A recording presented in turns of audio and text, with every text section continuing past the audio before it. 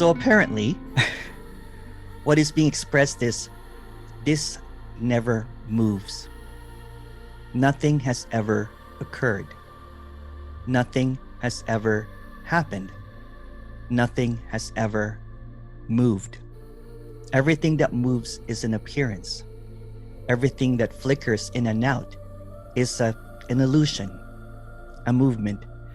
There's no closer or further from what is. There's no measurement.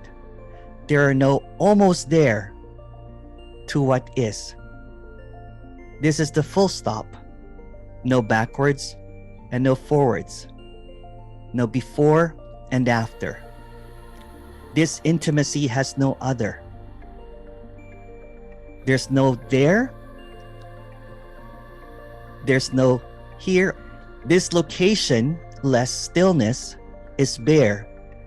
It's stripped naked. There are no other moments. This is perfectly still. It's like an infinite now, not as an idea, not as a knowing, with a never-ending wow. Wow, wow, wow. This is not moving. Nothing has ever moved. Nothing has ever changed. It's always been this way. And there's no comparison. No such thing as comparison. This appearance comes and goes, but they're only appearances. It's like traveling on a plane, seemingly going from one distance to thousands of miles, yet nothing has ever moved. It's like seeking. From the very beginning of seeking, glimpses, whatever seems to happen, lacking. This is not true. Nothing has ever happened. Nothing has ever happened. It's simply, completely, obviously that without these appearances, in the absence of thoughts, in the absence of the idea of seeking, in the absence of absence, nothing has ever moved. This is completely still.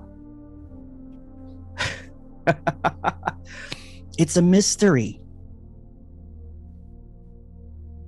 Not a paradox, but like a paradox, but this is stillness. In this stillness, there seems to be an idea of, I got this, I don't got this, almost there. There was a glimpse. Something happened. Nothing is happening. Nothing is happening. Nothing is happening. There's this mythology of beginning and ending, kind of like the mythology of Genesis and then the Armageddon, the apocalypse. But those are just stories. There seems to be that stories like flipping pages, but nothing has ever occurred. What seemingly is occurring, this seeming happening, this seeming talking, and trying to express that nothing has ever happened, is a conundrum. It can't be thought of. It can't be imagined. It's unspeakable.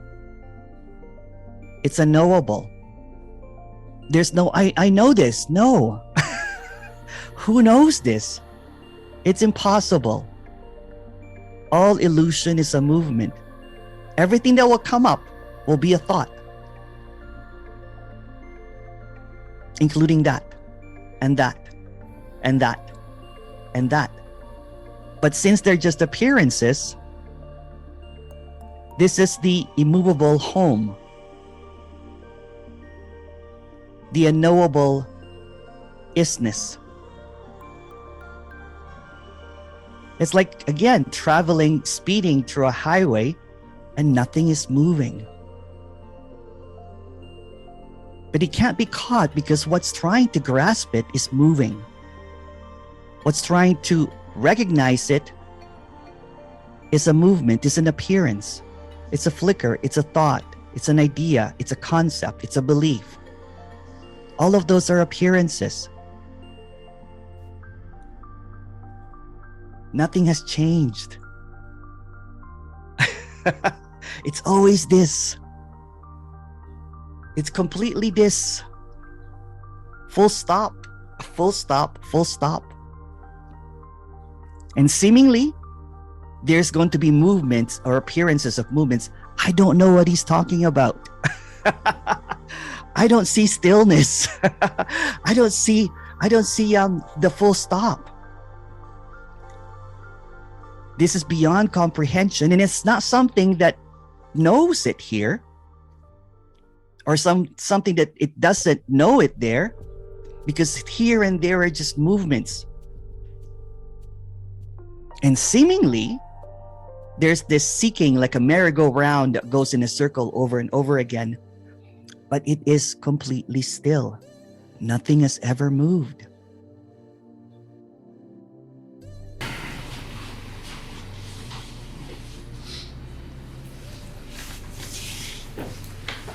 So to start off, I'll just give sort of like a the playing field of what we're talking, the concepts of what we're talking about. But to be clear, what we're talking about isn't a concept, which is in the end the difficulty, which is where the seeking comes from. So what we're talking about, it's very simple. This is it. I mean that. This is it in every sense of the word. Every sense of that, this is it. Now, you could say there's two thises. There's a this as an object, as the experiencer of the room and the room itself. So there's me and the experience of what's happening. That's like one reality. It's illusory. So in a sense, it's not even really happening. And then there's what we're talking about here. I guess we're talking about both of those, but this is more suggesting that this is that which is longed for. So it is a table, it is pants or legs and a floor and a room, but that is that which can't be known. So there isn't a nothingness out of which this comes. There isn't a source of this. There isn't somewhere else other than this. This is that. Full stop. That's the end of it. Now, for that first reality of this being an object, that is meaningless. There's nothing in it for it. There's nothing in it. There's no hope. There's no meaning. There's no purpose. There's no becoming. There's no intention. And all of those things are necessary or feel to be necessary to that first reality of this room as an object. This room as an object, the individual, that experience, feels like that this room as an object, or this as an object, an objectified reality, it's becoming. So in this meeting, it's becoming whatever is being talked about. It's going to find what we're suggesting. It's going to realize something. Something needs to happen for this to be what the suggestion is, that this is already. Never happens. Didn't happen here. It'll never happen there. Doesn't happen. Because the separation isn't real. The experience that this is an objective reality isn't real. It's only real to that subjective experience. And that's the suggestion anyway, is an illusion. This is the absolute. This is fulfillment. This is unconditional love. It is that already. Already.